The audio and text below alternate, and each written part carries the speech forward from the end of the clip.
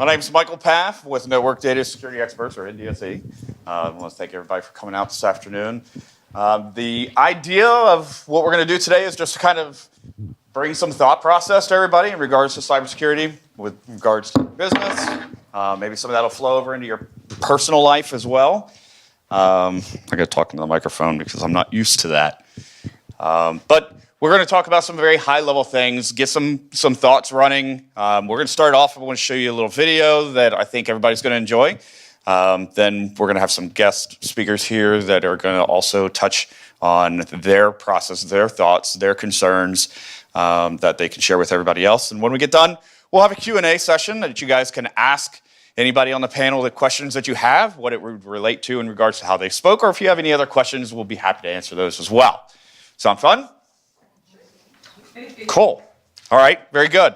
Well, then what we're going to do is we're going to start off with a short video just to get your minds rolling a little bit, get the thoughts kicking off, and then we'll get started from there. Okay? Jay? Hackers are everywhere. From Ashley Madison to JP Morgan, from Jennifer Lawrence to the federal government, our biggest celebrities, corporations, and institutions have all been the targets of devastating cyber attacks. I wanted to see how bad a hack can get, so I invited a few of the world's best hackers to try to hack me and show me where my vulnerabilities are. And now I'm going to meet them in Las Vegas at DEF CON, the biggest hacker convention of the year, and see what they found. This might not have been the best idea. DEF CON is the biggest hacker convention of the year. It's a place where thousands of hackers come to hear talks, to demonstrate their newest hacks. It's actually a place that's so dangerous to be on the internet that they tell you to turn off the Wi-Fi and the Bluetooth on your phone, and they tell you not to use the ATMs too, because those could be hacked as well. This is the DEF CON ballroom. It's sort of the main room where things are happening, and it's pretty wild. I think this is Car Hacking Village. This car is locked. Can you get me in? I'll unlock it for you. Should be good. Hacking is no longer like this fringe activity, and if you are at DEF CON, there's a good chance that you're here because you want to learn what could happen to you or your company. Anyone here first time in the SCCTF? Holy crap. I invited Chris to hack me with his team, but they're going to hack me using social engineering, which is essentially hacking without any code. They just use a phone and an internet connection. We help people with human security issues by testing vulnerabilities for like a network test, but it's for the people network. We test those vulnerabilities, see where the holes are, and then help people learn so they can patch them. Can we try some of this? Can we try some, see if it works? Yeah, we probably could have our star visher here make some phone calls as Let's do it. Sure. Do you want to do a sample phishing call? What's phishing? Phishing is voice solicitation, and basically what you do is you use the phone to extract information or data points that can be used in a later attack. Let's do it. Okay. Who are you going to call? Maybe I'll call your cell phone provider Okay. and see if I can get them to give me your email address. I bet they're good. I bet they have my back. But yeah, go for it. I'm going to spoof from your number, so it's going to look like it's calling from you. Okay. Hi, I'm so sorry. Can you hear me okay? My baby, I'm sorry. My husband's like, we're about to apply for a loan and we just had a baby and he's like, get this done by today. So I'm so sorry, I can't call you back. I'm trying to log into our account for uses information and I can't remember what email address we used to log the account. The baby's crying and can you help me? Awesome. In just 30 seconds, gmail.com? Jessica gets my personal email address. Now, if I needed to add our older daughter on our account so she could call in and make changes, how would I need to go about doing that? You would have to send me a secure PIN through a text message? Yeah, well, the thing is, I don't think I'll be able to receive a text message if I'm on the phone. Shh. Oh, I'm not on there either? So I thought when we got married, he added me to the account. Okay, my Jessica uses my girlfriend's name and a fake social security number 5127 to set up her own personal access to my account. Wait, I'm sorry, so there's no password on my account right now? Can I set that up? She even gets the support person to change my password. Thank you so much for your help today. So she just basically blocked me out of my own account. I'll get her fed after this. All right, thank you. Holy shit. So they just gave you access to my entire cell phone account. You're gonna have to go on and change your password now because it's Jess, my name. And all it took was a crying baby and a phone call. Yes. I really thought that my cell phone company would protect me. I mean, like, this is the most basic stuff, and they're not doing it. And if they're not doing it, you know all these other businesses aren't doing it either.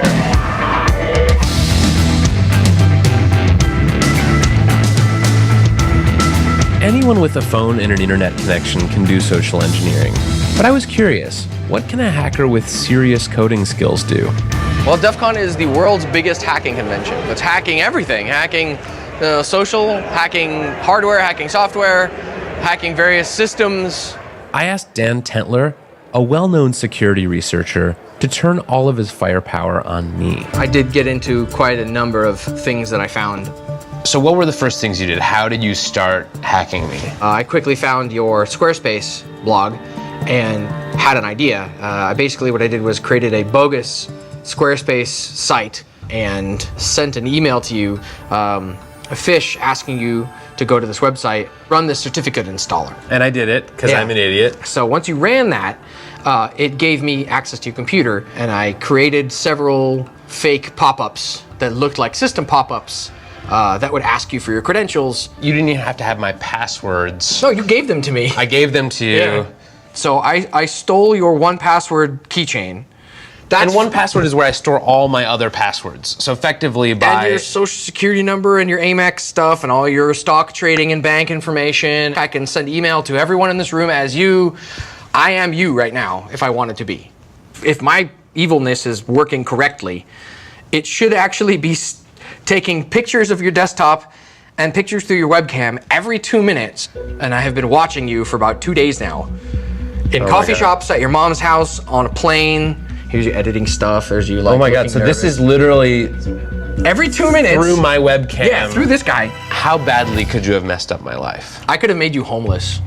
I could have made you homeless and penniless. How? How would you make me homeless? Like I have control of your digital life in its entirety. I have all your credentials. I have all your access to all your financial information, all your work information, all your personal information. I can pay people with your bank account or your Amex account. I am you. I can fully impersonate. Like the only thing I couldn't doctor would be like your fingerprints. This is like as bad as it gets. It's ridiculous. Yeah, it's bad. So it turns out that Dan Tentler is very good at his job. I mean, he hacked the hell out of me. He got everything. Well, I mean, frankly, I want to take my computer and throw it into the deepest part of the ocean, and I want to become a hermit, and I want to never touch a piece of technology again, because holy shit, that was everything. That was the keys to my entire life, and he just pulled them out of his pocket. Everybody noticed the paleness in his face after they said, I pretty much have everything about you. He just kind of lost his life right there, right? It's kind of some scary stuff, yeah? That's obviously the guys that are doing this professionally that we know of. What about the ones that do this professionally we don't know of? The ones that sit quiet in the background, on the other side of that email you receive that says, hey, I have everything if you want to send me 800 Bitcoins. That's some scary stuff. When we think about the concerns, we think about what business side is receiving. We know what we get at home. We know what we get personally. We know about the emails, the trash that we get that comes in constantly, and we just don't think much about it. We delete. But when we're at work, we have a different thought process, right? We're thinking about every email we're getting in. We're wanting to look at this. We don't want to miss something because either we're going to get in trouble because we missed it, or we're going to miss a deal, or whatever the case may be. We need to be looking at every email. But we have to be vigilant enough to think about what's coming in, right? We also have to be thinking about what procedures we're using throughout the day as we're using our machine. What do we go through on the internet? What kind of procedures are in place when we're talking about safety on the internet, safety of the email, safety of the systems we're using? What about if you're a road warrior? How are you protecting yourself and your company's data when you're out on the road? Because inside the office, we've got firewalls, we've got switching, we've got routes, we've got tools, we've got all kinds of stuff. What about when you're outside? Do you think about how you're protecting that stuff when you're outside, right? So these are things that we wanted to make sure come up out of the video. We want you to be thinking about as we go forward throughout the discussion today. We've got some paper in front of you. Jot down some thoughts as you're going along. What do we need to think about? How do we prevent this stuff from happening? Because there are so many entry points, so many ways that people are trying to get in to our business. We need to be thinking about how we stop that. How do we prevent it? And the truth is, you can't stop everything, but you got to be as vigilant as you can. And it starts with the human factor, right? Teach ourselves not to be doing things we shouldn't be doing. I mean, how many times have we made our mistakes and it hurts physically? Toes, ankles, knees. Who's kicked the coffee table walking through there? And the coffee table's been in the living room for what, 10 years? It's not like it just recently got there. But it hurts. We make the mistake. We need to remember and learn from those, right? Right? So we got to pay attention to what we're doing all the time. So one of the things that I wanted to point out that I thought was really good, I'm kind of recently gotten into reading a lot. This is a book that I recently read. It's called Secure Enough. It's 20 questions on cybersecurity for business owners.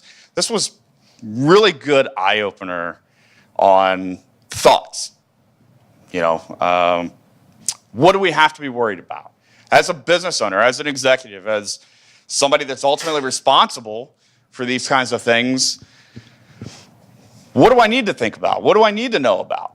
The book did a really good job covering that, asking these questions, and they're not complex, they're not technical. They were written in a format of a question that makes logical sense to anybody that's reading it and starts bringing things to the forefront.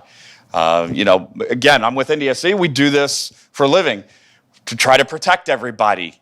That's our main purpose, but it still always brings other thoughts to mind when I read through a book like this. Right? Just always learning. There should be always something new that we're picking up. And the way that they asked the questions in this book were so good that it triggered other thoughts for me. So I wanted to make sure I shared that with you because it's kind of important. It was a really, really, really good book. And it's short, it's big words, so it doesn't take a lot to read it. So it's easy for me. So, okay. I want to get things moving a little bit. I didn't want to get too far into things because it's more for you guys to understand different mechanisms. We have the business itself that we need to think about, all the aspects of the IT side that we want to think about, but we also need to think about what other entry points we have. So we've got some people that are here with us. Buddy Doyle from Oyster Consulting is going to talk about some different aspects in his mind that he's had to engage with. We've got James McKenney from Loop Communications, or voice over IP company. He is also going to touch on that potential thought process of entry, right? It is voice over IP, it's voice over the internet, so we still have to think about that. We've got Jay is going to be talking about cybersecurity itself. He's with Continuum, which is one of the partners that we leverage, and is also one that's very large in the cybersecurity industry. So he's going to have a lot of good things. Ask him a lot of questions because I'm going to later. And then I've got Tyler from the FBI is also going to be speaking on the law enforcement side of this stuff. So also good ideas, good thoughts, good questions to be bringing up. So please make sure you ask anything at any point. At the end, we're going to have a panel that you can ask any questions further as we go along, okay? So I want to get things started here. So I'm going to hand it over to Buddy, and then we'll go from there. Thanks, Michael. So it's 3:30 a.m. on a Saturday. Phone rings. You look at your phone. It's one of your employees. You reluctantly answer the phone, and you hear, "Hey, boss, my laptop's been stolen." What do you do? Well, I'll tell you what I did. I executed the plan. I executed our incident response plan. The next thing that the employee said, I'm going to call him Larry, because his real name's Tim. By the way, that guy over there is Tim Buckler. He works for Oyster. It's not that Tim. So just to be clear, Tim does cybersecurity stuff for us, so it wouldn't be him. But the next word out of Larry's mouth was, I know I'm supposed to keep my laptop in my trunk, but it was in the back seat. And they smashed out my window, they stole my computer, and they stole some clothes out of my suitcase. So Larry was in California, and so he had just left the concert. He flew around, he got back to California, he went to a concert, and so we kicked in the plan. And the first call that I made was to our outside IT consulting group and said, we have a password, or we have a laptop that's been stolen. You're authorized to remote wipe it as soon as you can. Kill every password for Larry. And I asked Larry a bunch of questions. Larry,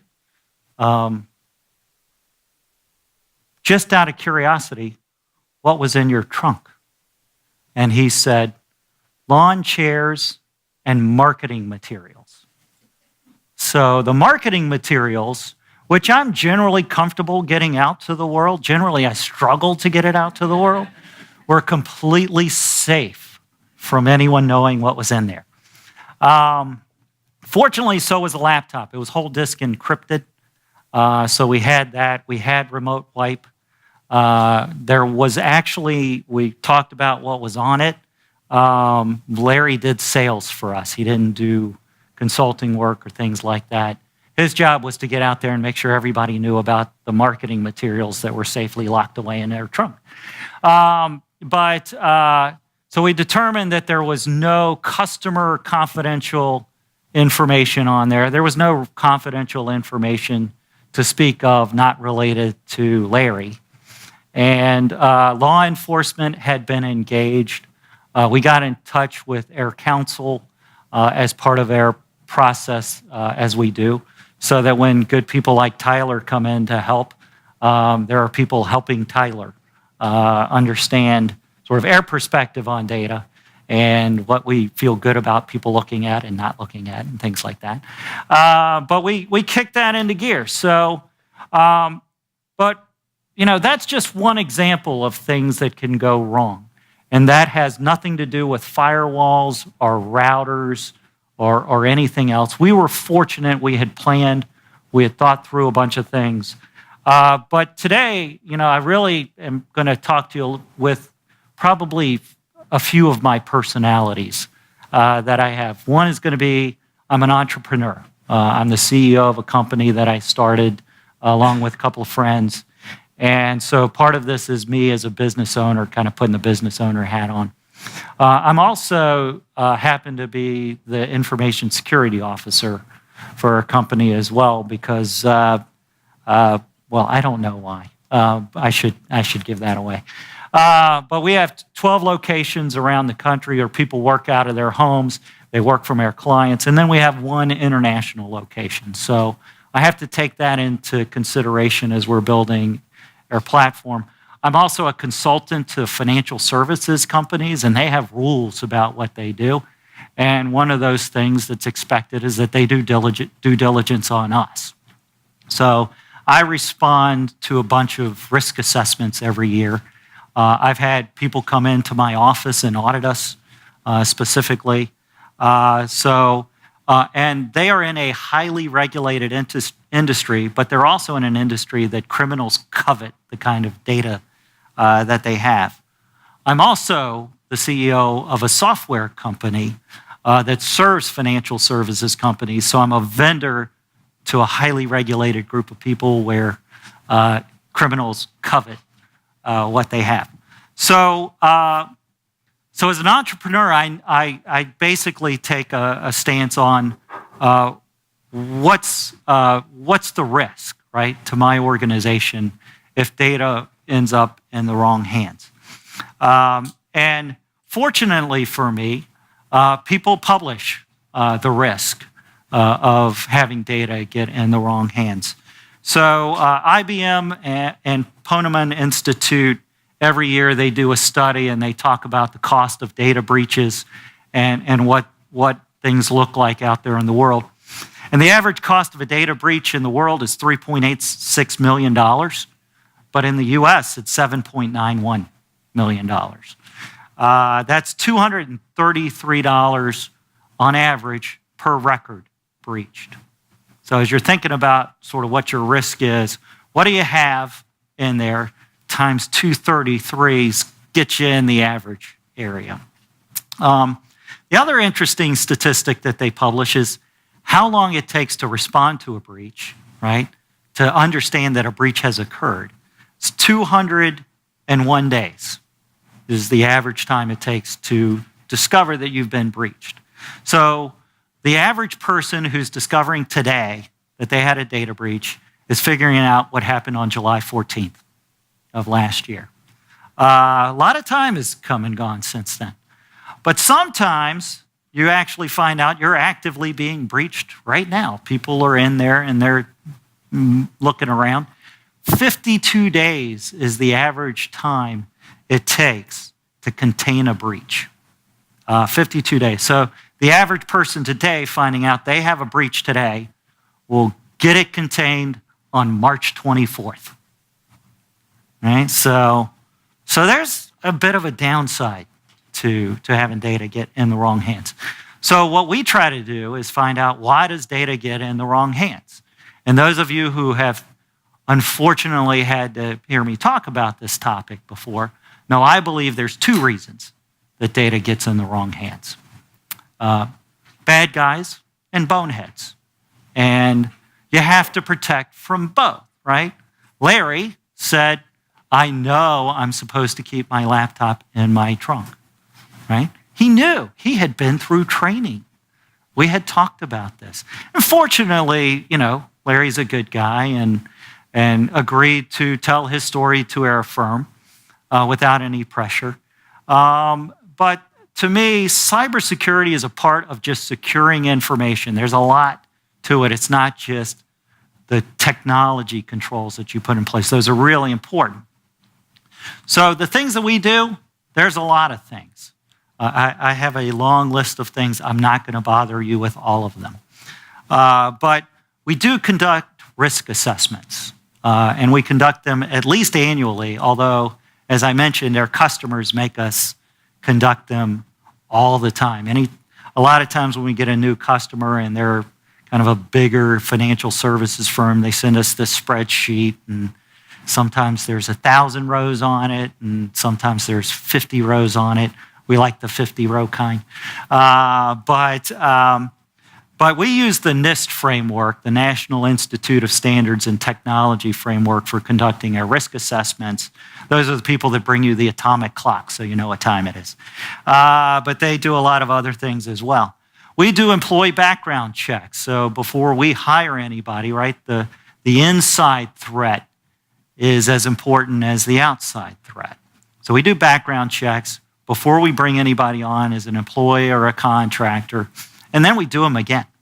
We do them routinely with our employees. We apply least privilege access to data.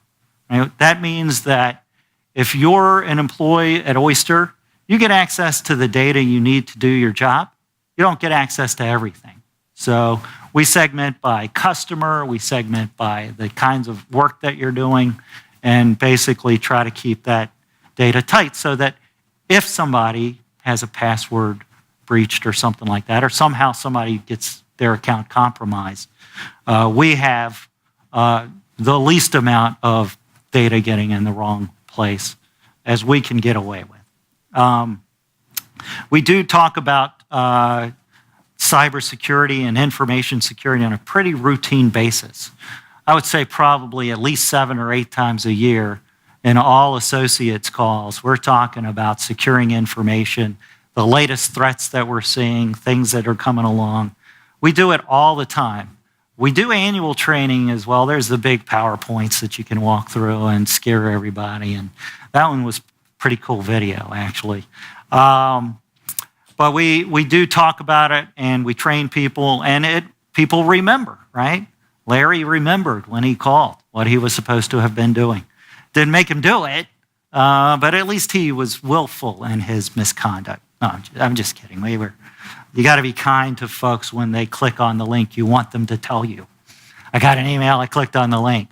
You don't want them to try to hide it because they're going to lose their careers. You want them to come to you so you can correct the issues. We have multi-factor authentication for getting to our platform. What that means is you log in with your ID and your password, and then you get a code texted to you, to your device, or it could be emailed to you. There's a bunch of ways to get the code. They can call you with the code, but we have that in place. We lock down our PCs so people can't add software or change their settings or plug in USB devices. It is an important thing to keep those things locked down. And we have a separate guest wireless that doesn't connect to our network. So if people come in as a guest, I noticed the guest passwords are lying around here, and the network. In case you're wondering about that for the guest network. But that's separate and apart. There's a separate and apart. There's separate and apart. So we can give that out, and you have to be here to connect. But you can't connect to our network through that fashion. We have a separate one. When you're naming your wireless networks, by the way, you can name them different things. You don't have to name them after your company. FBI agent 3547 tends to keep people from trying to jump on to your wireless. Infected virus lab is another good name to try to keep people at bay. We have complex passwords. We teach people how to use them and how to build them. Right? So it's got to have numbers, uppercase, lowercase, special characters. I like to use songs, so I'll take like the first letter of words in a songs, and I'll go deep cuts just to keep us safe. But there's a lot of songs, and you don't have to start at the beginning. You can pick different sections of songs. And our passwords can't be reused for 12 cycles, by the way. So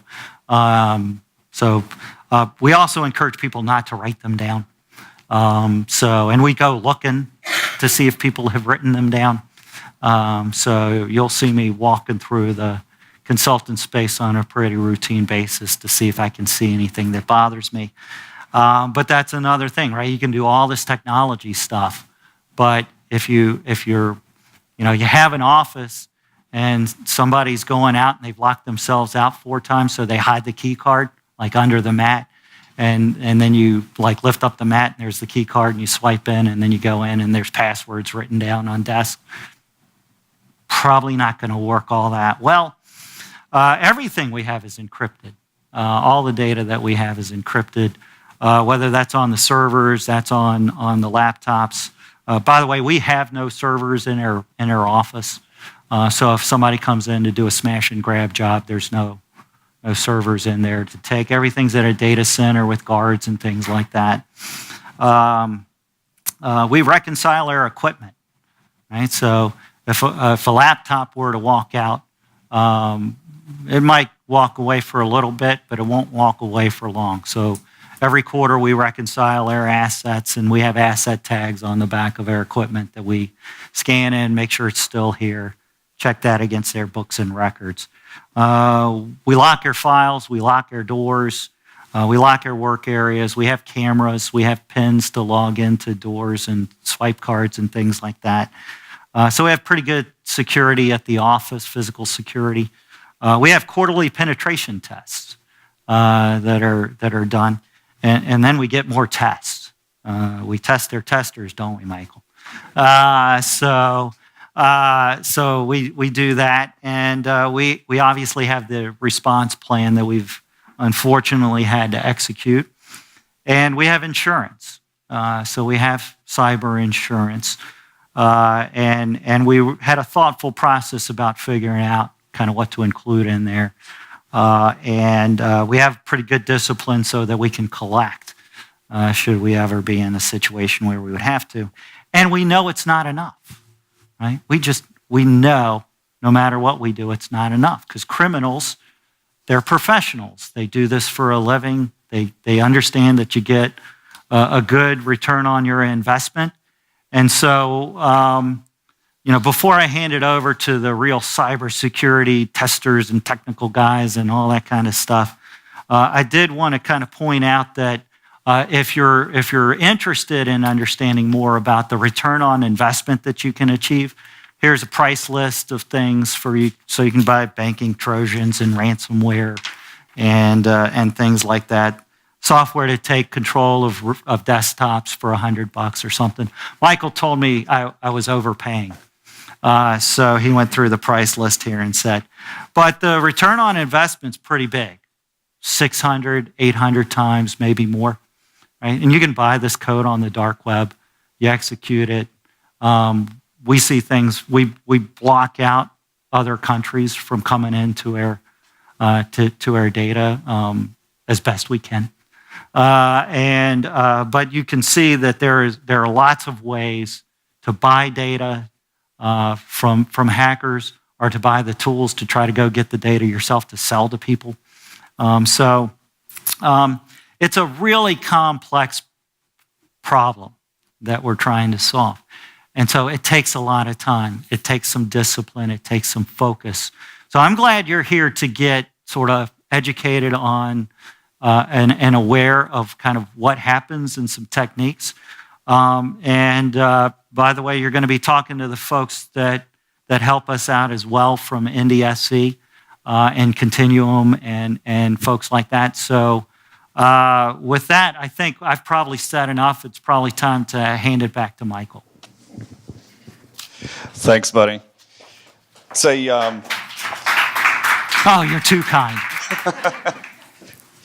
it's a pretty big rabbit hole you can go down, isn't it?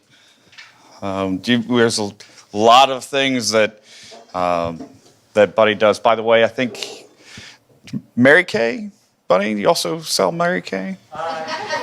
No, it's just a pink Cadillac. Okay. He's a busy man, obviously, so it's not often that we get much FaceTime. But he's got the idea, right? He understands there's a lot of things that need to be protected, but there is one question I always ask when I'm engaging with somebody in regards to security of the infrastructure, which is, how far down the rabbit hole do you really want to get? I've had people tell me, well, just keep me safe. Just keep me safe. I got to keep things rolling. Just keep me safe. Okay. We'll do the best we can as we move forward on this stuff, and we'll just tighten it up as we go. And then I've had some tell me, I don't want them to be able to do anything. Shut this down. I want to approve everything that happens. That impedes the business, right? So it's a big rabbit hole that everybody can go down. So physical security, the data security, the email security, the everything. But then there's always the other one piece that I did get asked a couple of times, which is what we're going to step into next, is with phones going to voice over IP, how is that a risk, right? Well, James McKinney from Loop Communications is here. He is a partner we've worked with for a while. They do a great job, and he's going to be able to answer that question for you. Right. James? Hi, thanks. Like Michael said, my name is James McKinney. I'm co-founder, president, Loop Communications, and what we are is a hosted voice over IP company. Without nerding you out too much, what that means is your phone service goes to the internet rather than having a PBX or phone system sitting in your office. Whenever I have conversations like this, I start with a story. It was about 20 years ago. I was brand new in the IT field. I was fresh out of the Marine Corps, and I was doing help desk for the Bureau of Personnel for the United States Navy in Millington, Tennessee. Side note, Millington, Tennessee is exactly as much fun as it sounds. So there was a 2-star crotchety old admiral there that I was the one they sent out to all the time. One, I knew how to talk to him. 2, I wasn't as scared of him as the other 19-year-old help desk kids were. And 3, he hated Marines. So they wanted to see the dynamic of that relationship. I'm out there helping him with his latest disaster, and he's complaining nonstop about having to change his passwords every 45, 60 days, and he couldn't use the same password twice in a row. So I'm explaining to him, it's really serious, this is important, you are being hacked. He's close to retirement, he doesn't believe all the gobbledygook nonsense. Tell you what, sir, $100 right now I can hack into your computer. Sure, whatever, you're too stupid, you're a Marine. I lift up his keyboard and it's written on a sticky note under his keyboard. At that moment, I had the username and password to a 2-star admiral in the United States Navy with top secret clearance. And it was that fast. So I left with $100 and new swear words that I did not know being yelled at me. But as a provider, the point, I know it's not voice specific, but as a provider, the point is you guys scare me more than anything. And statistically speaking, 70% of you have your default password for your voicemail. That voicemail can usually be accessed from outside. And this is the shift in the technology. You may have heard the term unified communications. This is where you can now take your cell phone, your soft phone, it may run on a laptop. You can take all these things and go somewhere else and work. Yay, now you can work from everywhere, anywhere, all the time. The challenge is, if you have the default passwords on those devices, you walked out the door, somebody just got into your phone system. Now, they're not looking to hack and lock down your phone system. What they want to know are your caller IDs. They want to know your voicemails. They want to know your voicemail to email settings. Who you're calling, who you're getting calls from. That's the information they want, because with that, like the young lady did in the video, they're now calling your providers with that information. They're calling your customers with your caller ID. Don't ever trust a caller ID, never. So I'm sure some of you get phone calls now on your cell phone with the same area code and the same first 3 digits. Those are all fake. So don't even just ignore them. But that's what folks are looking for. That's the fear I have is people, there's a tug of war, and these guys will tell you, between convenience versus security. You want to be able to do things quickly. You want to be able to get through from point A to point B and do your job. What we're trying to do is make sure that you can do that without jeopardizing your entire organization. Because a bad hack can put you out of business in 24 hours. You're done. You're not an Equifax. An Equifax has $1 billion PR budget. They can quietly scoot things under the rug. You guys are done. You guys, your clients, your entire industry is based on trust. Once that's gone, it's gone, and you're never going to get it back. So that's the part we want to make sure that we focus on in the process. Change your passwords. And it may be just simple voicemail password. If you're using 4 digits for your voicemail password, 20 minutes, somebody's got it if they really want it. So my part of this is going to be shorter than everybody else's, but that's really what we're looking at from our vendor side and the service provider side, is harassing our customers to the point they comply with this sort of thing, trying to protect them from themselves. So, and that's really all I've got. Those are the parts we think as you move around. The gentleman whose laptop got stolen, did he have a soft phone client on it? He did not. Okay. If you've got soft phone clients that you're installing on these machines so your people can make phone calls while they're on the road and look like they're in the office, if that laptop walks out the door and somebody walks out with it, they can now make phone calls as you. So those are consideration points. So that's it. That's all I got. So I told you, dude. I said, he said, talk for about 15 minutes. I said, if I talk about 15 minutes, voice over IP security, you're going to have people committing suicide. So, yeah. Did anybody want to know how to transfer a call? God, Why we've got please. Yeah. Welcome to my Lord. Yeah. Made my world. Thanks, James. Yeah, again, we talk about that rabbit hole. I mean, it's a lot of things like that you have to be thinking about. And we talk about it's the human factor, because where are the mistakes made? Are the mistakes made by machines? Machines don't build themselves unless we're Watson, right? They're made by the human factor. Then convenience, like James said. It's an always phone call. How can I there's too many clicks on this. Make it easier for me. My users are never going to do this. Multi-factor authentication should be on everything. I mean, when you walk into the kitchen, open the pantry, get a bag of chips, you should have to authenticate yourself to get something out of that pantry. Unless you're like my 17-year-old son, who's more like a raccoon, right? Because you hear the noise out there and you peek around the corner to see who it is, and he's just, right? Multi-factor authentication should be on everything. But multi-factor authentication complicates things, right? You got the users that forget, I can't remember my password, I don't know my PIN. Encryption is the same way. Encryption should be on everything. But if you lose your PIN, don't call me. We can't just look it up, right? We got recovery keys as long as we have the recovery key. If you did this, if you turned it on, you didn't think anything about it, put your PIN, and somebody can't tell you that data is gone. So safety has consequence. That means everything's human factor. Every part of this, the risk and the safety is human factor. So it's really important to remember that stuff. I can't preach enough multi-factor authentication, two-factor everything. Even my staff hates me for the number of times they have to authenticate themselves into things. As the girls are shaking their heads, yes. But it needs to be there. It's got to be secure. There's investments in security, and it's not just monetary, right? It's invest in the people. As the executive levels, as the ones that are responsible for this, figure out how to get some training to your people. Hold training sessions, even if it's once a quarter, once a month. Just sit down and talk about what you guys do. What are your procedures? How are you guys checking this stuff? When you're looking at your email, how are you guys doing it? Are you thinking about these things when you're doing? These are questions you should ask your people. Make sure you're teaching it all the time, right? Because they're gonna do it. They're gonna mess it up somewhere along the way. Somebody's gonna mess it up because it's the human factor. The most dangerous part of it all, right? So to help mitigate this, well, there's a lot of things we put in place. There's a lot of rules, policies, procedures, tools, all kinds of stuff that's out there.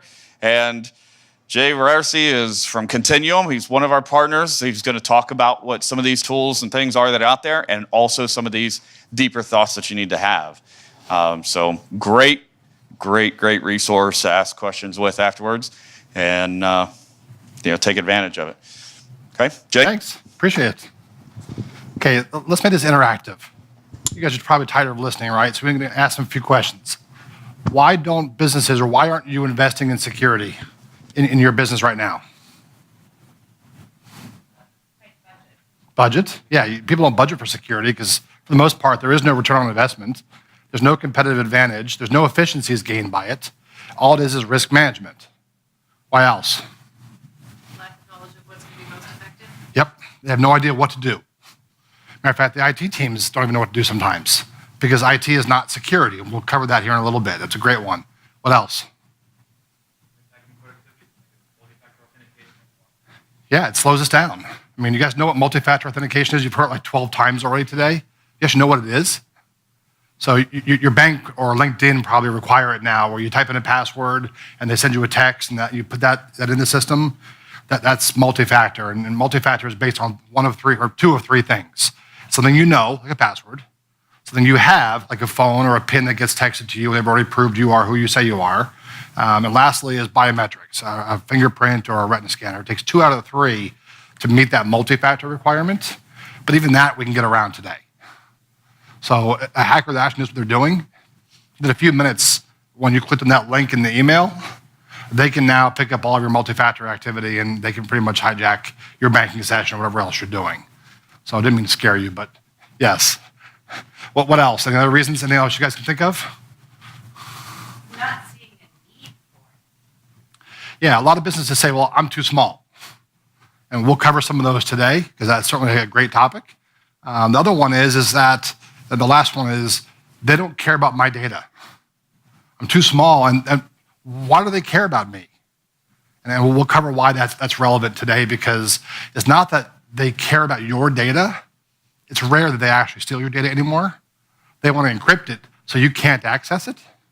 And if you can't access your data, how important is your data then? And who cares about it then? Is that ransom? You do. Yeah, it's a ransomware, and a lot of the other attacks are doing similar style. They're just removing your ability to access the data.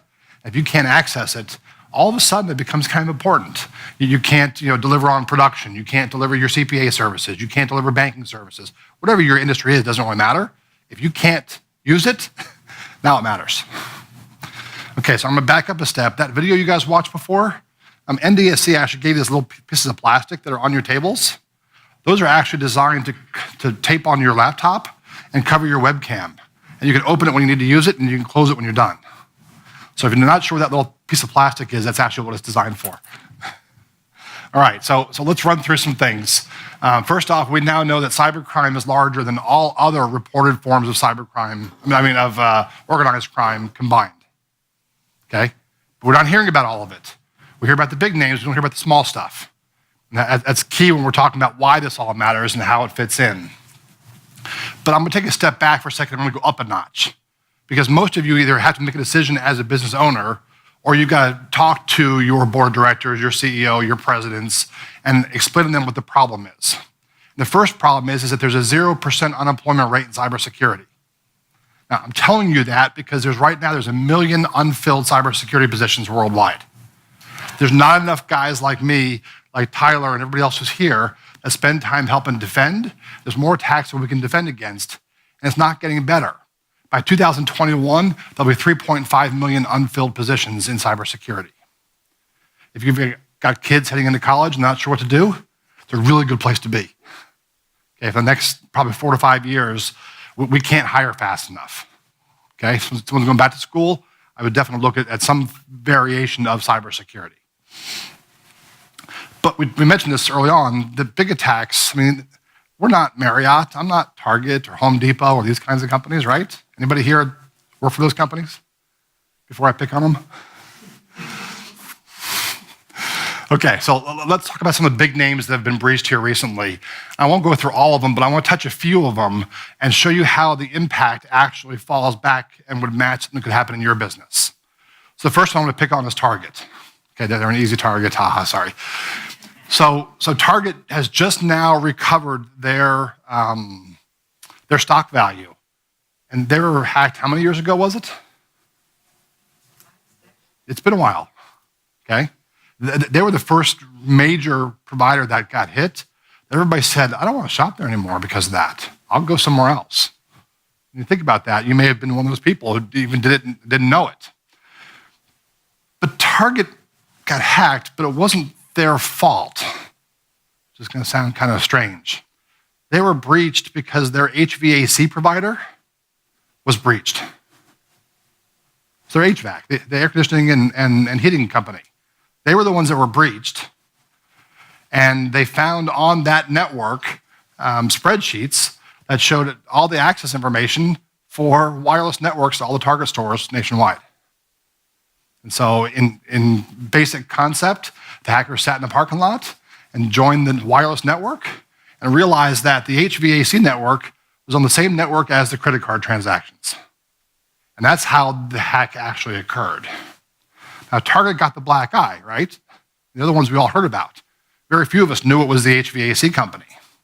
How many of you are a small business or a smaller business who provide services to larger companies? Okay, and I know we heard that before. It's an issue. We heard that in financial services, that they're being audited because their larger companies are being audited. Okay, if you're a defense contractor, if you're in financial services, if you're in healthcare, these are all places that we have to deal with today that are relevant because the smallest, weakest link can be the entry point into your network.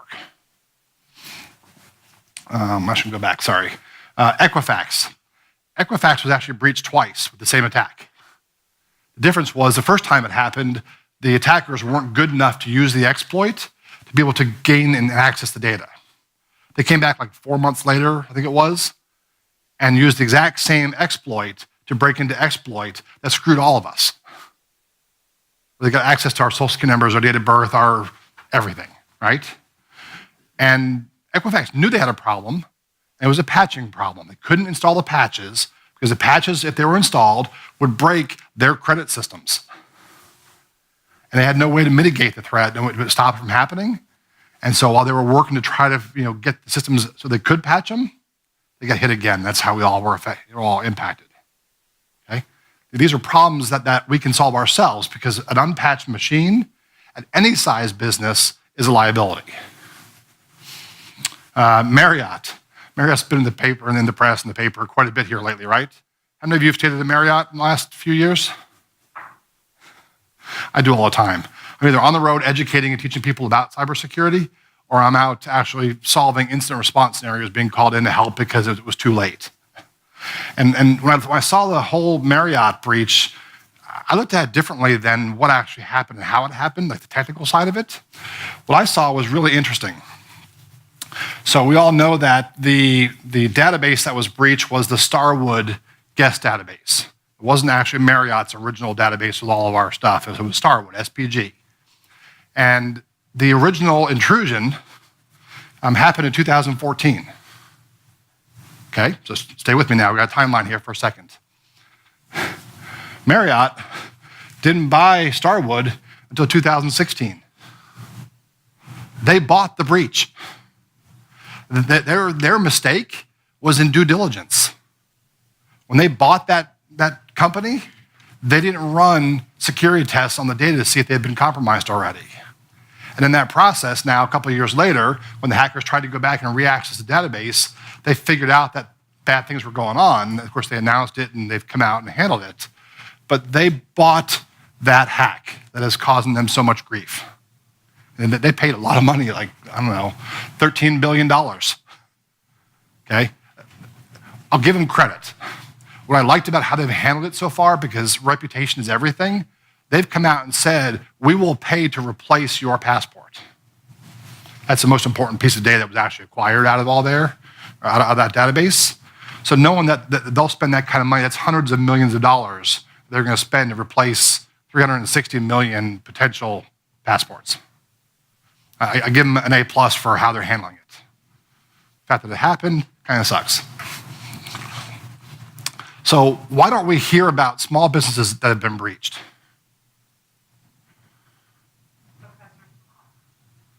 Yeah, that's right. It's not newsworthy. It might be in your local market. The local paper might pick it up and have some fun with it if they wanted to. And I'll show you a scenario of that. Anybody here been hit by a cyber attack of some sort in the last few years? Willing to raise their hand and admit to it? That's good. Because if we aren't talking about it, then we're going to keep saying it's just the big guys. But it's happening. I saw 3 hands in here. And they were like, T-Rex arms, but I saw them. I get it. It's really interesting. I'll go into a room full of IT teams, IT professionals from all over the country. I'll put 100 people in the room that I'll be educating on security and what they should be doing from a technical perspective. And I'll ask them, how many of you have had a client who's been hit by a cyber attack? 95% or more of the hands go up. And I'm like, okay, wait, stop. Hands up a little higher, guys. Everybody look around. This is a problem we're all facing, and no one's talking about it. Okay? And we're talking about the pieces that actually matter. So it's not newsworthy. It's embarrassing. That's why you get the T-Rex arms. Nobody really wants to say, hey, my company got hit, because from a reputation standpoint and the PR standpoint, it's probably pretty bad, right? No issues there. The legal ramifications, if you're in financial services, healthcare, any place where you have an obligation to report the breach is a big deal. And you should know this as business executives in your business. Privacy is the next big thing. If you heard the term GDPR coming out of the UK, that's the first real, measurable solution towards privacy. Australia is a year behind the UK, and they're just now enacting their version of GDPR. And California starts theirs January 1st of 2020. So 335 days from now, whatever the timeline is. And once California gets it, it's going to sweep across the whole country. You can't have privacy without security. It's all there is to it. You've got to have both to make it work. But the legal ramifications are huge when it comes to those kinds of things. So now let me give you some real life scenarios of what happens when your company is breached. I'm from Atlanta, so I've got data points from Atlanta. This happens to be a law firm down there, 140 users or so at the time they were breached. They were broken into by a group called Xdetic out of Russia. A group, CrowdStrike, actually did the forensics to figure out how it happened. The attackers had been in the network for over 300 days before they launched the attack, the actual ransomware attack. And again, I'm not going to go into the technical side of it because I don't think anybody here really cares about that. But as business people, you should know a few things. First off, they had over 5 million files encrypted. They could not restore from backup. Their backups were corrupted. And so they had to pay the $25,000 ransom. That was just over 2 years ago. That was 28 Bitcoins.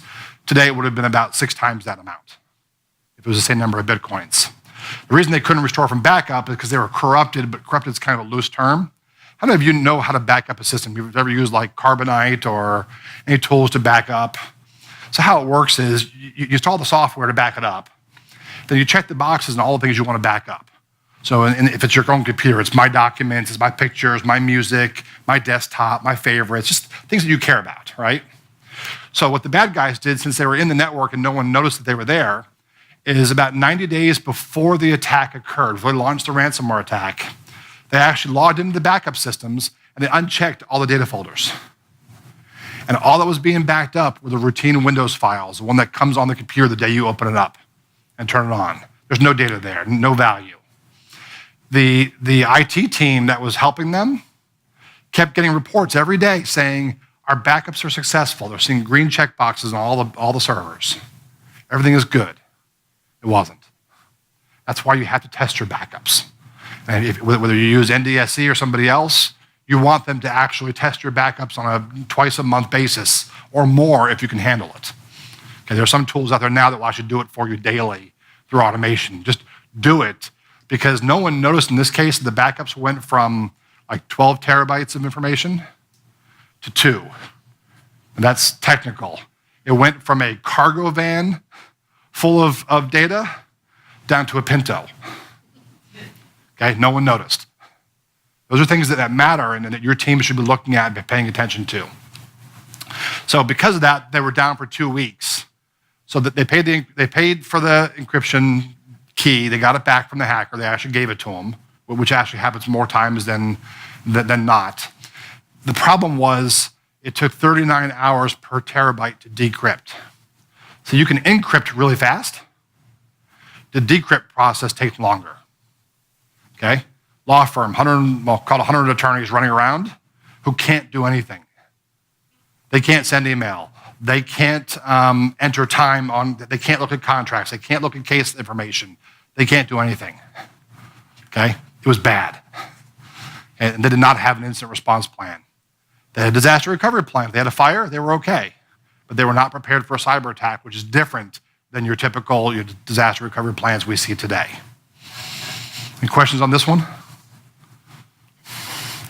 The other thing that we see quite often, I mentioned this a little bit with Marriott, this is an orthopedic facility in the metro Atlanta area that was hit, and they didn't know that they were breached. They had no idea until the FBI walked in and unplugged their internet connection.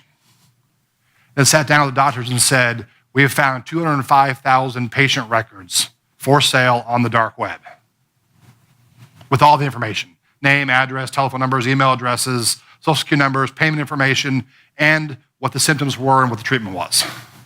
It was all there. Now, you've probably heard the term dark web a few times today already. Do you guys know what that is? Anybody not? It's okay. It's all right to say you don't. Okay, so we look at it from a technical perspective. There's 3 parts to the internet. There's the part that we see every day. Think of it like an iceberg. That 10% of the iceberg that's above water is what we all use every day. It's where you find Google, LinkedIn, Facebook, your banking sites, all those kinds of things. The next section is called the deep web, and that's where we try to protect the data. So your bank puts your banking information at that level. Your company intranet resides there. A lot of government activity happens in that space. It's protected, it's VPNs, there's encryption, it's usually reasonably safe. Then there's the dark web, which is the very bottom feeders, and it's exactly that. It's where you can buy almost anything you want to buy, from weapons to child porn to anything else you can possibly imagine that's not good, that the typical moral person would consider bad, you can buy there. So when we talk about the dark web, that's where when I steal, as an attacker, your data, I can go turn it into cash or bitcoins down in the dark web. And I sell those things off. So that's where this data was for sale, and the FBI found it, because thank goodness they're actually looking out for us, and they're looking for those kinds of things to be able to help businesses avoid the pain and suffering. The problem was this ortho facility did not have an incident response plan that included PR and media. So within an hour of the FBI walking into their building, the press was right behind them. They knew something was going on. All these people show up and people, employees call them, it was bad. And so they send a practice manager out who had no experience talking to the press. And the practice manager went out there and said all these things that they had taken notes on. We were hacked. Your information was stolen. There's nothing we can do about it. You should probably go change your passwords and notify your insurance companies. Okay? Took no ownership of it. You're laughing, right? But it's it's sad in a funny kind of way, because you can learn from this, and that's why I'm telling you this, okay? Part of this is a very simple plan, because the press skewered them for the next 3 days. If all you do when this starts is come out, and when you have to talk to the press and saying, look, we're still investigating the cause and what was accessed, and until we have completed that investigation, we don't have any additional information to share. I think I learned that on Law and Order like 15 years ago, right? It isn't that hard. And hold the company line. Tell your staff about it. Look, guys, you cannot go calling all your friends. We've got company-wide non-disclosure issues. This is confidential information until we deliver a final report. Okay, and those things are really important when these things happen. But businesses don't think about it because we're not talking about it because it doesn't happen to small businesses, right? It does. Over 60% of the attacks are happening to small businesses every single day. All right, so now I need to help you for a few minutes have the conversation either with yourselves, if you're the decision maker in your business, or how to talk to your management and your executive team about security. And I'm not going to talk technology. I'm actually going to have a little bit of fun here, and we're going to talk about a couple of things that matter. Actually, I'm going to take one step up for a second. There's 3 parts to data that's really important. And this is a place where businesses really fail to understand this. The data owner are the ones that have the liability if the company is breached and data is stolen. It's usually the CEO, the president, the CFO, and the board of directors, because they have the responsibility for risk management, and they didn't do a good job of it if they were breached, okay? The data owners always blame the information technology guys. The IT guys always get blamed for hacks. Matter of fact, when a business has been hacked, odds are the IT team is gone within 90 days. And they've been replaced, if not sooner. But the IT team really are just custodians. Their job is just to execute on what the data owners ask them to do. Data owner has the responsibility. And then as small businesses, even medium-sized businesses, a lot of us don't have an information security team. That InfoSec team, as we call them, their job is actually to help teach the board about the risk associated with an attack and help make sure that the IT team is delivering things securely. If you don't have that piece in your business, then you're not getting the whole story, and the business owners and the executives that make the decisions aren't making informed decisions. And that's where we have this problem. Like in your packets, you've got this graphic. It's called 15 Ways to Protect Your Business from a cyber attack. They actually cut off the 15th, and I'll cover that in a minute. But these are things we're going to talk about in a little bit that at a very high level, your board should understand. They don't have to know how it fits, but they need to know what the gaps are in the business so that we can help solve those kinds of problems. So here's how we're going to have the conversation, and I need you guys to play along for a minute with me. So you guys all live somewhere, got a house, an apartment, condo, somewhere where you live, right? What's in your house that you care about protecting? Anybody? Family. What was that, dog? Yeah. Absolutely, I agree. I included that family. What else? Pictures. Valuables, pictures, family memorabilia, money. And I'm not talking about the money that you put under your mattress, but your financial records, those kinds of things, those probably are important to you. Electronics, maybe. Some people more than others. Like I tell my wife, if they steal the couch, I don't care. If they go for my laptop, we're going to fight, okay? Because I care about that. It's very important to me.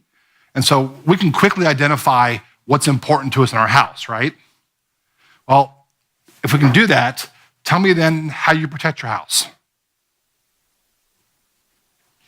Locks, alarms. Yep. Dogs. The order is pretty consistent here, too. I got lucky this time. The police department, hopefully, right? Let's see, you've got neighborhood watch. Everybody's got that nosy neighbor that will call you if there's someone creeping around the neighborhood. Now it's an email you get, hey, there's somebody in a blue Chevy sitting outside my house. Anybody know who it is? These things happen. Insurance, right? Things that we all put in place to help you protect against an attack. Doorbell camera. I've got that Ring doorbell camera. It's really creepy, but it's really cool. I can see who's at my front door, right? Baseball bat. Depends on where you live in the country. Sometimes it's something different. Yard signs saying you've got an alarm system. It's certainly a mechanism to help keep the bad guys out. Motion sensor, fence. These are all things we do, right? Not everybody has every one of those, but these things that we see consistently and hear from groups across the country that we have. Now, let's talk for 1 second about how someone breaks into your house. They have a very standard operating procedure. They wait till dark. They wait till they see no one in the house, and lights are out, and it's early enough. And then they go and they check and see the door's unlocked. Check the window, check the back door, check the car door.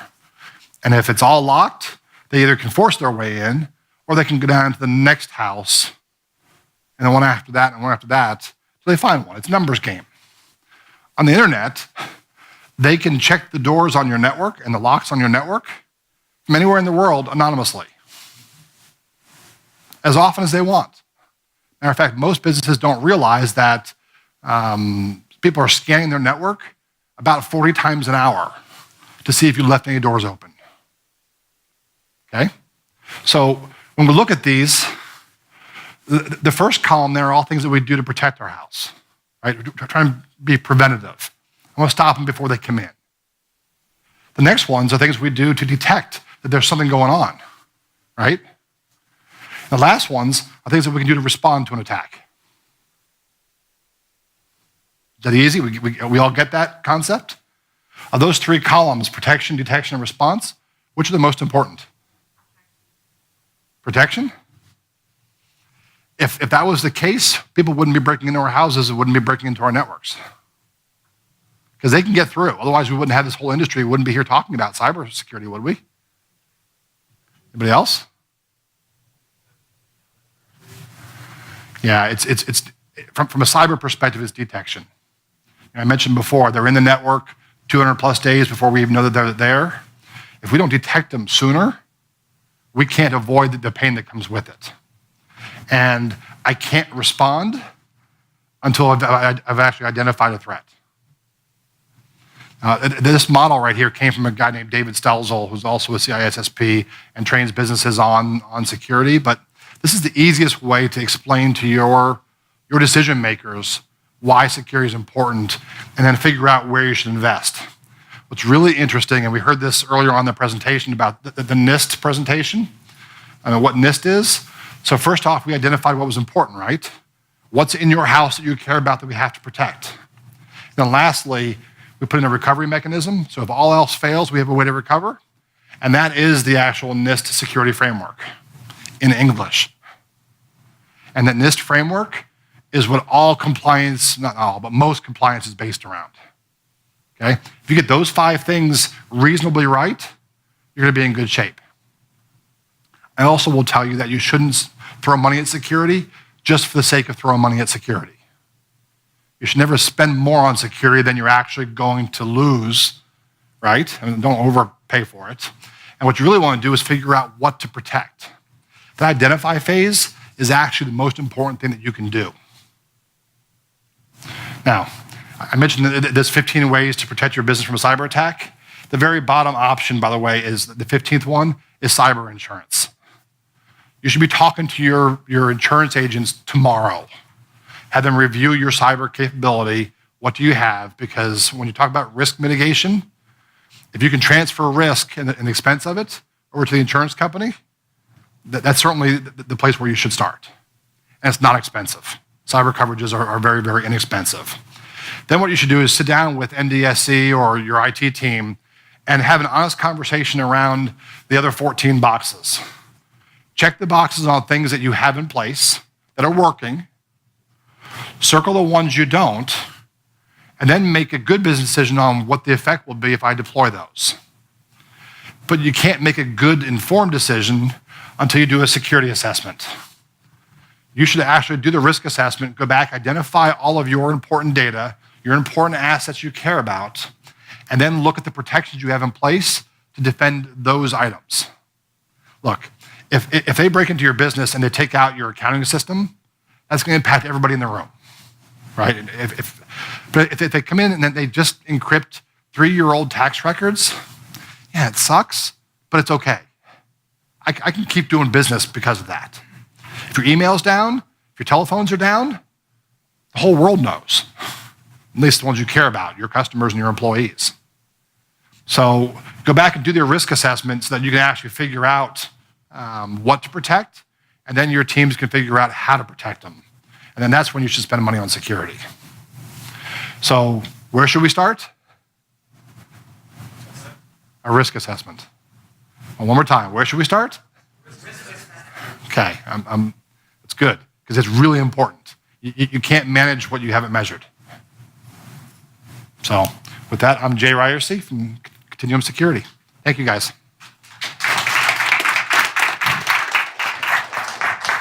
Thanks, Jay. Appreciate that. There's a lot of fear in that, thanks. Everybody feel better? Feel a little more scared? Yeah, a lot of good information that Jay brings. Just so you guys understand, we rely on people like Jay who do specialize in all this stuff to feed us the information and best practices that are out there. When I say us, I mean those of us that are responsible for trying to protect infrastructures, MSPs, MSSPs, managed security service providers, for that sense. It's not an easy thing to do. There's so many different ways to look at that, right? Security assessments are necessary. Your risk assessments are absolutely necessary. It's a guideline. As Jay puts it, it's a starting point for all of us. But those are the things that also need to be run regularly. Don't think of it as just as the initial, right? You should be running that every so often to make sure that you're filling those holes and that we don't have a spot or a gaping section in the infrastructure that we forgot about, or that we're not thinking about because we get focused on moving forward with the business. And we've put this in place and we've asked for these things and we've done our assessments and we followed our guideline, and then we forget about it, a year down the road. Those things need to happen on a regular basis, but we've got to make sure that we're always investing in making those items on the top of mind, right? Backups were one of the things that are extremely important.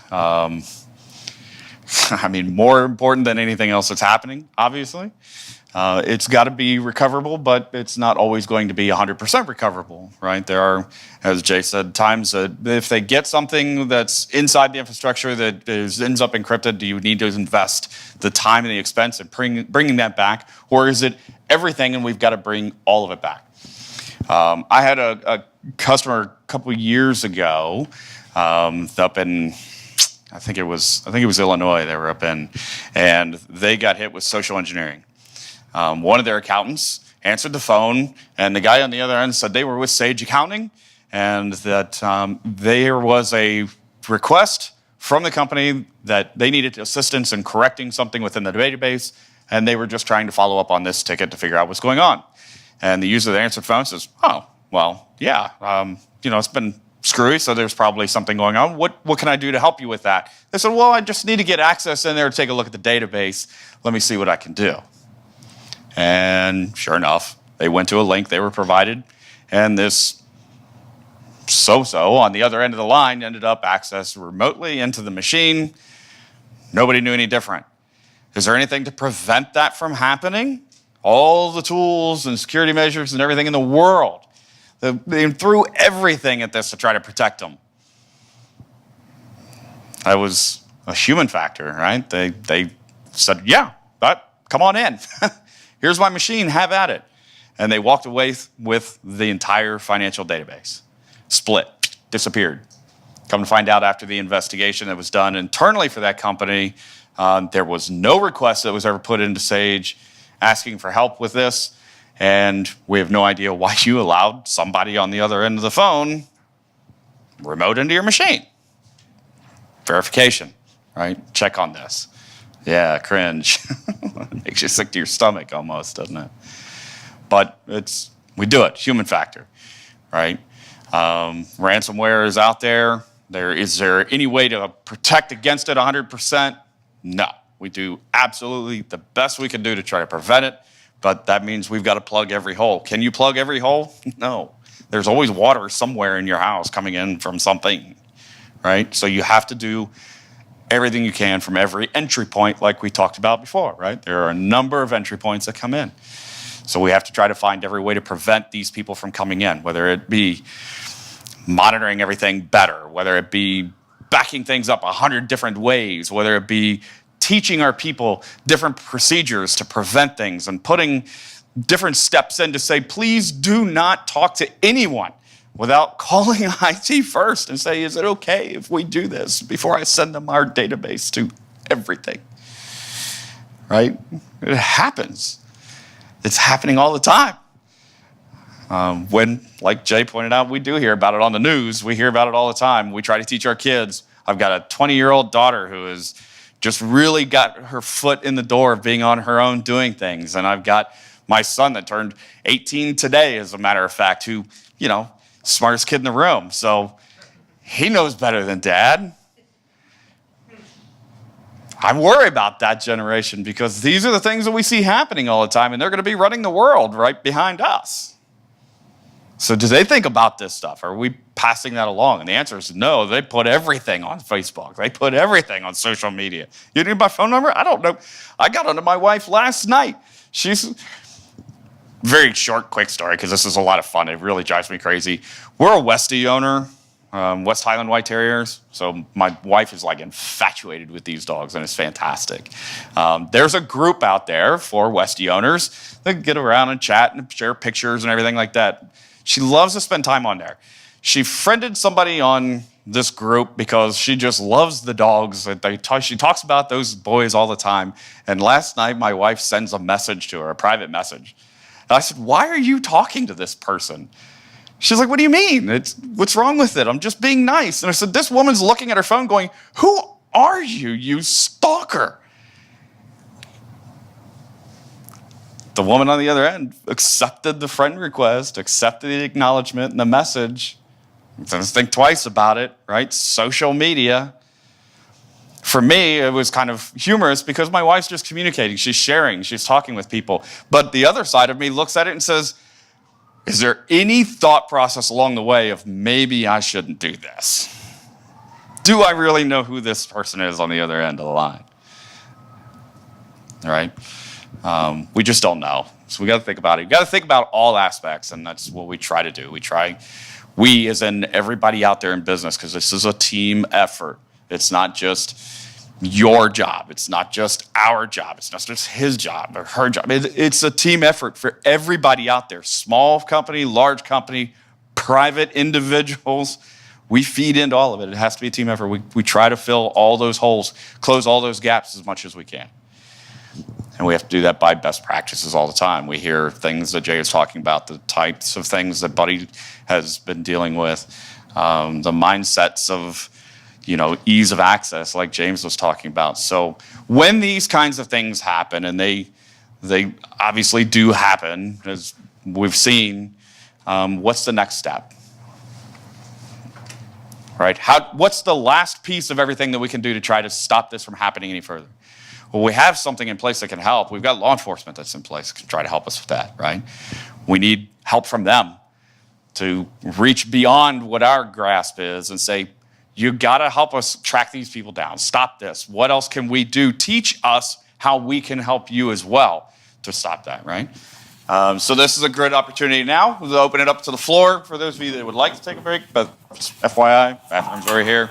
You got drinks and snacks if you want to grab one while you're asking your questions or anything. So anybody got any questions they want to start with? No? Mark?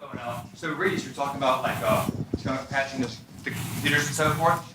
Also talk about just kind of across the system. It's just your routers, your switches, the whole complexity of the network that also needs to be looked at, not just the computers themselves, because those are also vectors too. Yeah, you're looking at everything from the wireless network to the entry point. If you're using the cable companies or AT&T's, whoever your internet service provider, their modem as your firewall. It's not a firewall. It doesn't do firewall services. And look all the way through into what and how data is being used. Mobile devices, laptops, remote access tools. There's so many different places where we leave doors open. We've got to, during that risk assessment, be able to identify those, which is actually number one step. all the assets, all the unauthorized assets, and where do they belong, and then work your way down from there. And we heard that early on today as well. It's to figure out what you have to protect first. It's a good point, though. I mean, it's something that we talk about all the time. Just my experience, we walk into some infrastructures, and then some of the first things that we start looking at is on the back end. We start from the edge and work our way in. It's not always about come in and start looking at the PCs. We need to know that firewalls are in place, switching is in place. And it's not just for safety, it's also efficiencies of the business too, right? So, but we got to start someplace. So Equifax was great patching. Yeah, so Just from a patching. security perspective, it's interesting. The IT guys want to look from the outside in. The security guys assume that you've been hacked already, even if you don't know you've been hacked. And we want to start with the inside and work our way out. And together, you come up with the right solution, the right plans. Other questions? Somebody's got a question. The multi-factor authentication for a small business, a very small business, 8 full-time employees, and maybe 10. And I'm not sure that the computer systems we have are worth anything to anybody. It's a grocery store. So when you say multi-factor authentication, you know, the door to the office is always unlocked. You have a PIN to undo the screen lock on Windows. There's no real security in the office whatsoever. That's something that I'm working on changing. How much security is too much for a small office like that?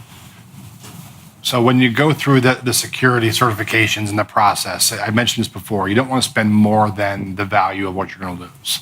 Right. So you have to start backwards and say, okay, what can we do? What layers can we add to increase the level of difficulty and still keep it within the confines of what's at risk? Now, in your world, I mean, if I want to get technical, I would segment the traffic that your credit cards talk on, like where Target didn't do, and make sure that that network is different than where everything else resides. That's already been done. Okay, that's a good start. As a company that takes credit cards, you have an obligation to PCI DSS. It's the payment card industry's version of compliance. It's not actually a government rule. It's actually done by the industry who's trying to keep the government out. And most credit card processing companies have a service you can use that will test certain things on your network for you once a month, once a quarter, whatever the minimum requirement is for you, to help keep your rates down. You know, that checklist is a great place to start because it kind of gives you an idea as to what and where your risk is. Password locks, multi-factor authentication, you know, cameras on the computers, just there's so many different things you can do. And you guys, I would start there. Here's just a little expansion that I have a thought as I'm listening to you and Jay talk about this. If I were to think about how I would want to look at that, store business gets communicated via email. Employee information, you think you're emailing privately between you and a coworker. Maybe you're sending a spreadsheet that has everybody's, I don't know, pay information in it. Social security numbers tend to be attached there. You're doing business in regards to, guess what this is, tax season. You might not be very big, but the information you have might be big enough. One of the biggest things that we think about is it's not necessarily the you that we're trying to protect. It's your customers' data that we're trying to protect. We're trying to help you mitigate your risks against everyone else. Buddy mentioned doing the risk assessments that they're required to do. We try to think about that same thing regardless of what the industry and regardless of size. I mean, we've engaged with businesses that are 2 people all the way up to, 300-400. It's all the same thought process. We want to think about the same things with regard to security, regardless of size of business or the industry of the business. So like I said earlier, it's a team effort on everything, right? So we've got to stop everywhere. Yeah, there was actually, I've heard some people doing cybersecurity presentations from St. Louis, and there's a grocery store in St. Louis that got compromised, and it became a name for having your identity stolen. They used the grocery store's name and I'm not going to do it because I'm a nice guy. But they actually said I got, and they used the name of the store. So there's a reputational risk that can come along with the financial risk as well. Hit the papers and stuff like that. But I agree with Michael. And the key is, understanding kind of what you've got and how to protect it. And a risk assessment doesn't have to be expensive. So don't think that a risk assessment is only for Wells Fargo Bank. Okay, you can tailor it down to fit your environment and get the information you need to quickly understand where your risk is, and then you can make the decision as to what makes sense. There's risk everywhere. Of course there is. No, I mean, you have no idea. But yeah, I do. I'm going to say he probably has a little bit of an I got some idea. really good stories. Look, we laugh about it in the IT side of things is that, we all know what patching is, right? Windows has patches, those kinds of things. There's no patch for stupid. There isn't. So. What is the connection error between the chair and the keyboard? There is. That's where the failure always is, right? I thought it was picnic. Problem exists in chair, not in computer. Yes, yes. Exactly. Another example, okay, and this kind of drives me a little bit crazy. Almost everybody in here has communicated with their IT department one way or the other, yes? So especially through email, maybe through a ticket. For those that have engaged through a ticket, how many believe that the communication inside that email via ticket is safe and secure? So why are we sending passwords in that ticket? Why do you say we've hired a new guy? Here's the username we want. Here's the password we want to say. Right? It's the human factor, folks, that's what we're all trying to get across here is that all of this is done by human. There's no machine out there that says, really, I don't know. Terminator looked like a really good theory, so I'm going to grab that and run with it, right? It's all initiated by the human factor. The human factor starts it. The human factor doesn't stop it or takes the actions necessary to try to stop it. But it goes back to, like I mentioned earlier, and like we've all kind of touched on one way or the other. It's our thought process. It's how we're thinking about this stuff moving forward. Not just to protect the business, not just to protect our employees, not just to protect ourselves, but to protect our clients, to protect our children, to protect everybody.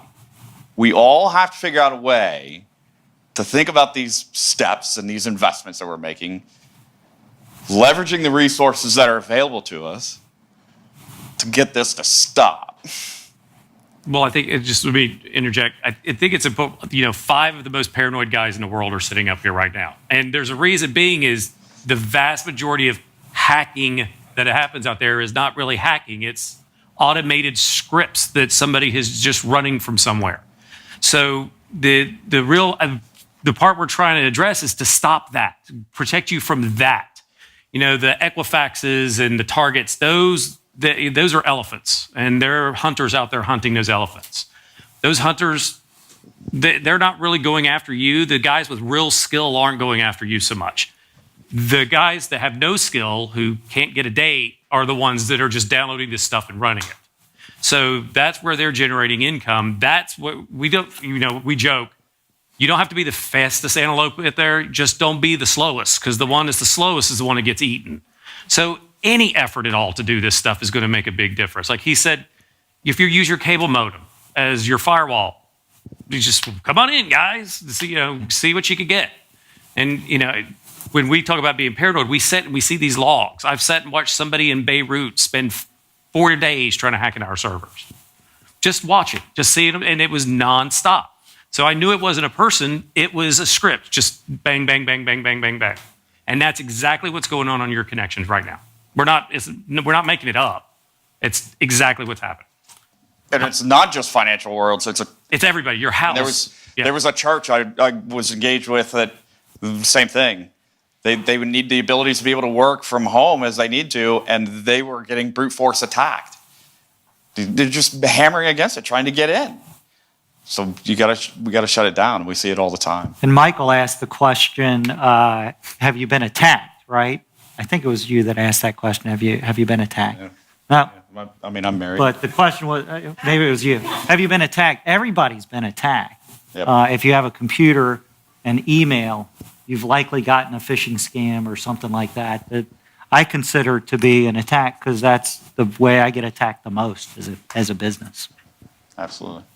And to build off the elephant and antelope point, and not to scare anyone, there are groups out there, nation state and criminal, that specifically look for easy targets just to compromise them and then hop off to them to anonymize more of their crime, what they're doing within the states. So if you don't think you're worth anything, you're just unsecured network is worth more than the data in it, just to pivot off of. Something to keep in mind. What he's saying there is if he can break into my computer anonymously, I don't know he's there, and he can use my computer to go after your computer and yours to go after his computer, and all of a sudden, sitting back here, he sends one command and they all execute their piece of it, and then it makes it very difficult to figure out where the culprit actually was. And if it was easy to fix, I mean, apparently on Tuesday I was in the Netherlands and I bought some perfume. It's pretty. I mean, it smells good. Apparently. I wasn't going to say anything, but I was in Cedar Rapids and it was really cold. I was nowhere near the Netherlands, but cut that American Express card up. And I'm cautious. I'm fully aware of these things happening all the time. And like, how do you get my chip? Well, that's a whole other conversation because it's not actually as hard as you think. It's mindset, guys. It's just mindset. Break the mindset that they don't want you, because they do. A scenario, we've got a company Facebook account, and you know how your Facebook account will often get spoofed, and all of a sudden you're getting friend requests from somebody that you already know you have listed as a friend. My wife. Yes. I got one. I've been told to just change your password, and that should stop the phishing. If you're the one that's getting, if I'm sending out Facebook requests to people that I already know, somebody's told me, just change your password, and that should counteract, they won't be able to access your account anymore. How effective is that for my business Facebook account? I wouldn't say that it is the most secure way of making sure that's taken care of, but it's step one. Okay. Yes. You should also make sure that you're paying attention to the data that gets put onto Facebook. Facebook is public, and it's a business Facebook. You can't go through and set the same privacy settings on there, or it's a moot point, right? Because nobody can see you that. So you got to pay attention to least privileged access. Who's got access to that Facebook page to do the posting? What are they posting on there? Is there an approval process prior to anything going on there?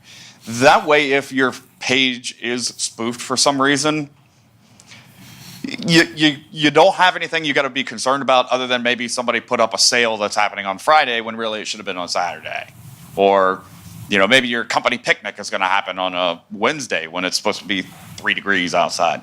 You're not at risk of losing anything. So you got to pay attention to, yes, keeping the passwords changed. How often do you change the password on the account?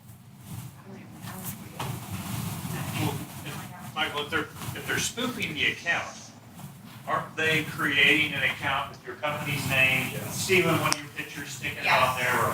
And so changing your password would have nothing to do with the account they set up.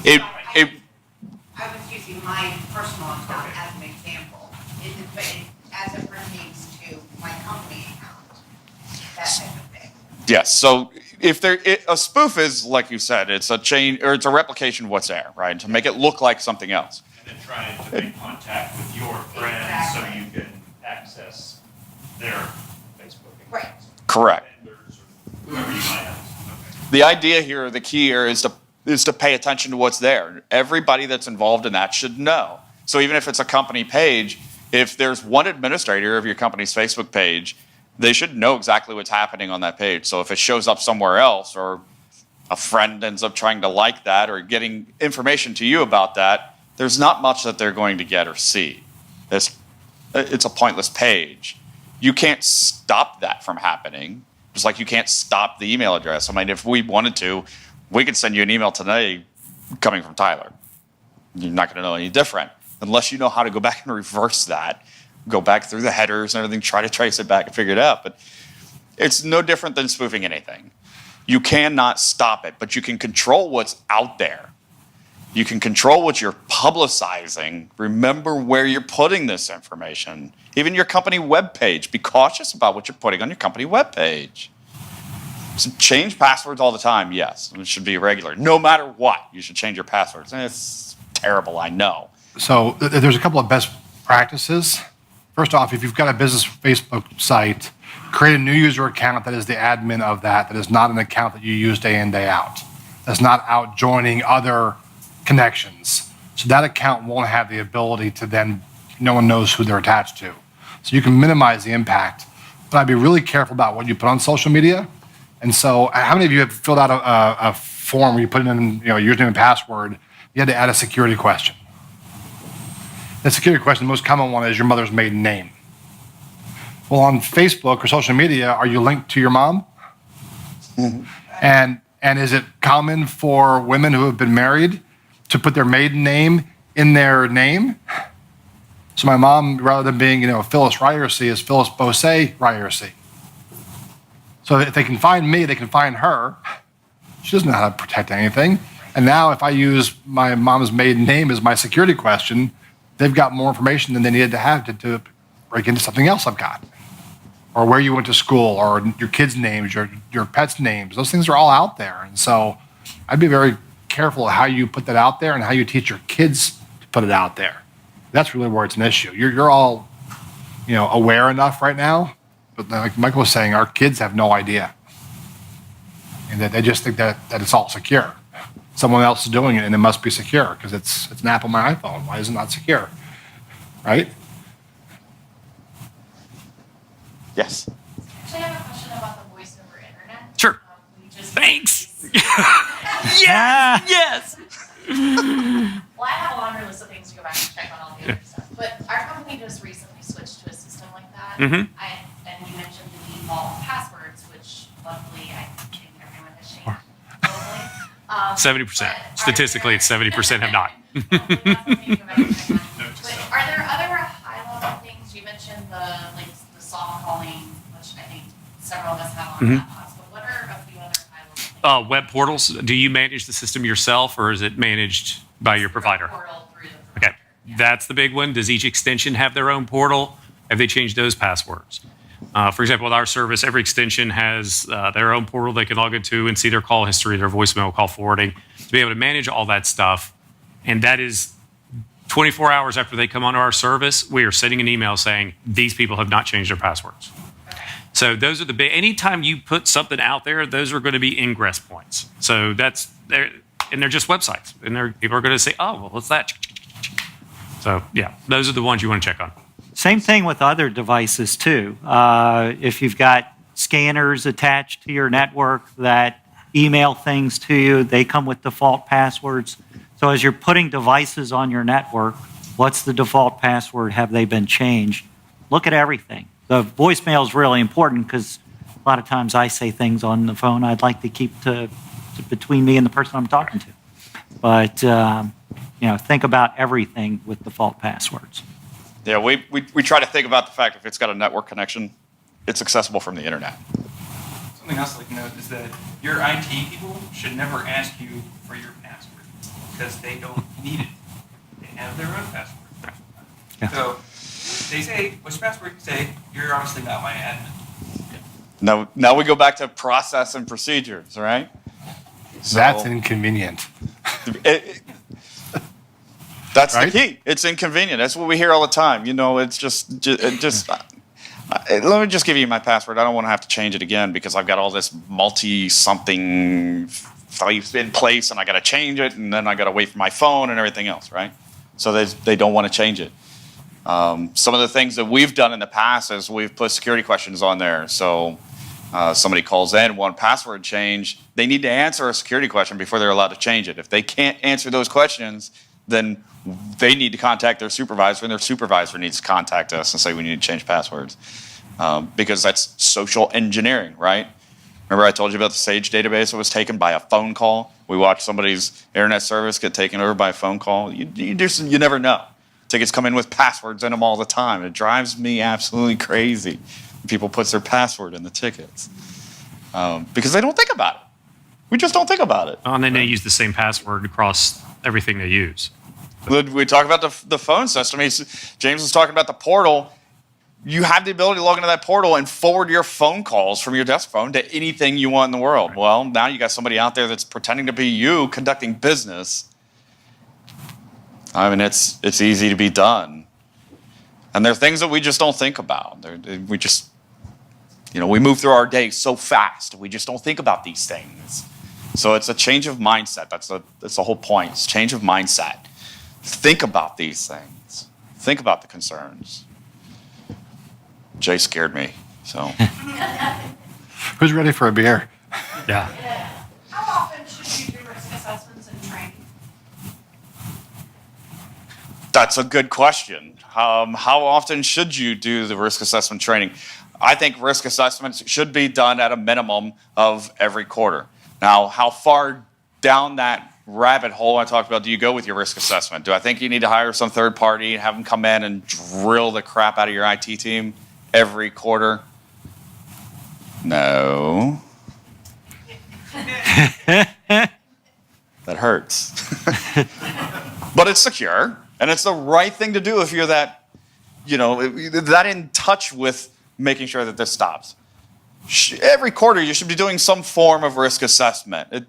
And again, risk assessments aren't necessarily, hiring the third-party company to come in and do it. It can be an internal risk assessment. It can be sitting down every quarter with your group and saying, I'm going to ask my staff some questions. And based on those responses, they're going to tell me whether you guys are learning from, don't do this or do this. So I think every quarter, every company should do something with that. A larger risk assessment, somebody that comes in and actually runs through everything, I think at least semi-annually needs to be done. And that needs to be purely documented. It needs to be paperwork that can be provided to those that need to ask questions. And every time you make a major change or add something, go back and check and see how you're incorporating that into your assessment, because there's no time to find out you've left the door open then quickly.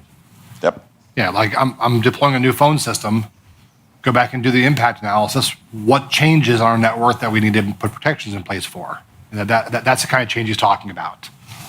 New employees obviously should go through training in the first 30 days.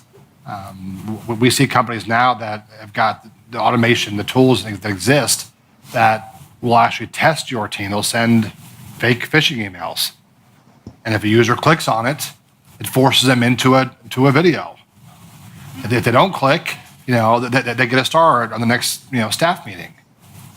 And those things will help drive and help you figure out and put some controls in place around when and how much.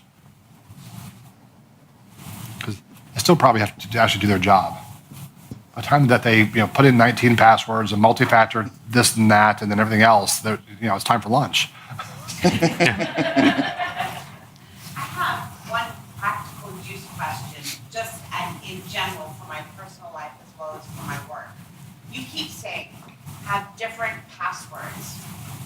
Don't write them down. What am I supposed to do? The best advice I could give for this are sentences. Like, use a phrase, like a whole sentence. Spaces, punctuation marks, capital letters, the whole thing. Like from a favorite book you like, or a quote from a movie, or something along those lines. Anything you could do to get past that string of characters that you're using in the same place is going to make a big difference. But just doing I feel the need for speed or something, whatever. Sorry, I went Top Gun. You've got one for Facebook, you've got one for your bank, you've got one for Amazon, you've got one for work. How is the best way to keep track of all of those if you're not supposed to write them down? And if you really don't want to put them on your computer. We use LastPass and we use A password manager. Yep. Yeah. So and separate your home life from your office life. The reason you don't want to put passwords on paper in your office is because you don't want an insider to take your password and access data they shouldn't have access to. Right. At your house, you're probably a little more trusting. You can probably build a password list and put it in the safe or put it somewhere where you can get to it if you need to. And you won't have the IT police coming and beating you over the head saying, you wrote it down. Your spouse might, yeah, exactly. But you can probably bend that rule a little bit, or you can look at password managers. The password manager is a piece of software that helps you pick random passwords, and they're complex, and it stores them for you. And then you can use facial recognition or fingerprints, whatever you want to use to access them, and it will just copy and paste it so you can stick it in there when you need to. Isn't that what got hacked in the initial video? Yeah. 1Password. It was. So there's still risk, but that at least makes it a little bit more convenient. But then don't leave that master password engaged. You got to change it every 30 days and really rotate it, and don't just add an exclamation point to the end of it. So I've actually been asked a couple of times here in the last month or so, what's a good practice? And LastPass is what we use. It's what I recommend out there, because there are all kinds of policies that can be put in place. And forcing changes of admin passwords, the master password, can be put in play by a policy. Telling it every time you log off your computer to log you out of that password management system is a policy. So it's a management system that allows more control. Is it an end-all, save-all? No, nowhere near. But it does store its database in an encrypted format, and it kind of eases the mind a little bit, right? One of the concerns or risks out there real big now are managed service providers. They're coming after managed service providers heavy because we have access to all of your stuff. What service providers? Managed service providers. And cloud service providers. So QuickBooks Online. Yep. How many of you guys use QuickBooks? A lot of you don't realize that it isn't Intuit who owns the back end. Some of you are actually buying it from a third party that does the work for Intuit. There was a group out of Texas that does that, and they were breached last year. 26,000 companies had their QuickBooks databases acquired and then encrypted, and there were no backups to recover from. So, when you start looking at risk, there's so many different things that you got to look at, and it just adds more complexity. Like, who would have thought that my cloud service was not being backed up? Microsoft doesn't back up your data. Google doesn't back up your data. Intuit doesn't back it up. It's your responsibility. You own that. The data owner does. So, you start putting all these things on the table, and it gets really ugly fast. How safe are things like OneDrive?